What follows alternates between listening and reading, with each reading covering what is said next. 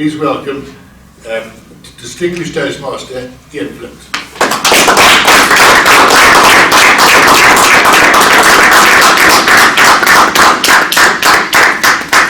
Mr. Toastmaster, Madam Area Director, ladies and gentlemen, I was asked this evening to do an impromptu speech on my experiences as a Toastmaster and to share some of these ideas pertaining to the organisation as it exists worldwide. Just to get back to the address from Mr. Peter Miller earlier, I, in 1984, was told by a colleague at the office that I needed to join Toastmasters because I couldn't explain to the four gentlemen that worked for me how to go about completing their job. I went to the Forum Toastmasters Club. I was introduced to the so-called German club on the first floor. I learnt that for the next 3 months I was going to attend the club as a guest because there was no way I was ever going to join this august organisation. There was no way I could ever become a communicator of note until such time as one of the individuals said, "You will sign on the dotted line because they're not paying for me again as a guest of this club." I signed, and some 2 years later, Mr. Adrian Sprite called me and said, "You have been nominated to serve in the position of Educational Vice President." Now, I had absolutely no idea what that meant, but it sounded good, and I said, well, why not?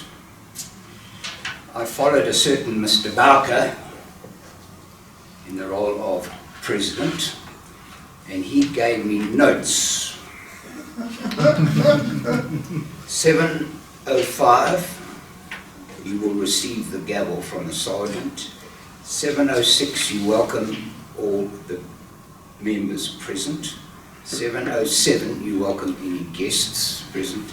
And so worked that handwritten document. We never had computers in those days. And I followed that religiously to the extent that it worked pretty well for me. And together with some of the individuals around the table here this evening, promoted me into continuing what was something I had no idea about, called the leadership track.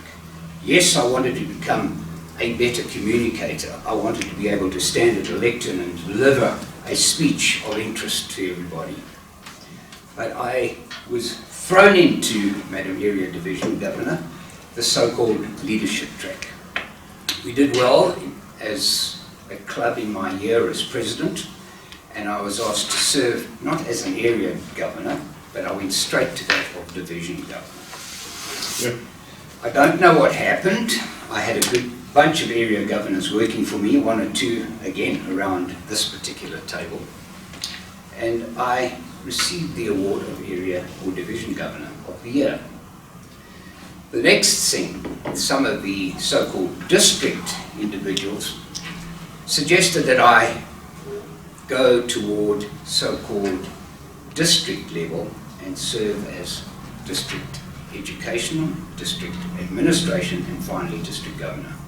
Before I knew what was happening, that happened. And some 5 years after joining the Toastmasters Club Forum, I became district governor of District 74. District 74, I only then realized, of course, that it was just not only a Forum Toastmasters Club. There were 112 Toastmasters Club within District 74. There were 8 divisions at the time, and by the time I'd finished my year, there were 124 Toastmasters clubs. It wasn't all my fault. I had a lot of very capable and dominating individuals that worked along with me to the extent that we had an extremely successful year, and yes, we finished 6th in the world President Distinguished status for the district, only the second time District 74 only achieved that. But I think the important thing is here is not so much my success and Forum's success, but that This organisation called Toastmasters is not just Forum Club. It's not just Division A3, is it 3 that we're in? It's not just division. It's not just 10 divisions in District 74. It is some 85 districts worldwide. Okay, some 14,000 clubs, I'm led to believe, of late. And guess what? We all talk the same language. My first trip to the United States was via Chicago, and I had the opportunity of attending a club meeting near the airport, O'Hare, and I locked along there as the president of the Forum Toastmasters Club at the time, and I introduced myself and they welcomed me just as we welcome guests here tonight. And I got up and did an icebreaker. I was pretty nervous, but they enjoyed my accent more than what I had to say. So it turned out a reasonable success. I was fortunate enough, because if you are part of the international organisation or district, you are promoted and sent, of course, to attend the international conventions. Similar to what we have here in South Africa, they have just on a bigger scale, where all 85 districts worldwide attend the actual conference. And you spend 3 to 4 days there going through training, and of course meeting all different people, all in the same boat from different districts around the world. And what an unbelievable experience that has been. I've been to one in Dallas, in Las Vegas, in San Diego, and Atlanta. To sit next to Mr. Ken Blanchard, who was the so-called Communications Manager of the Year, the author of the book 1 Minute Manager, and spend a lunch time with him. To sit with Mr. Anthony Robbins, who some of you might know, who was the next year the Communicator of the Year, and talk to him were opportunities I've never ever had in my life. And because we finished 6th in the world, I was given a standing ovation, and to walk down with the South African flag into a hall with some 1,500 people.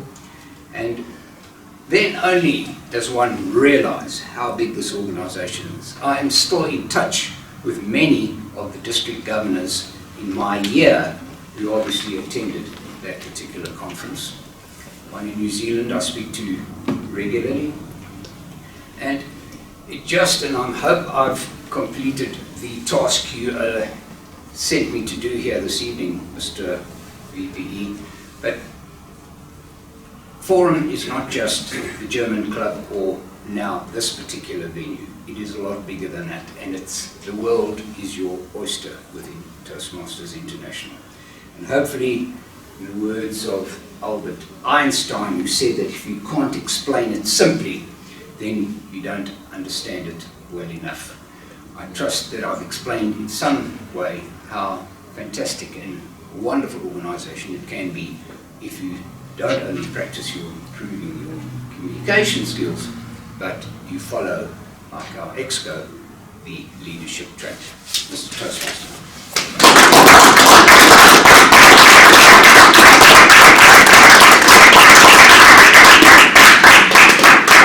Thank you.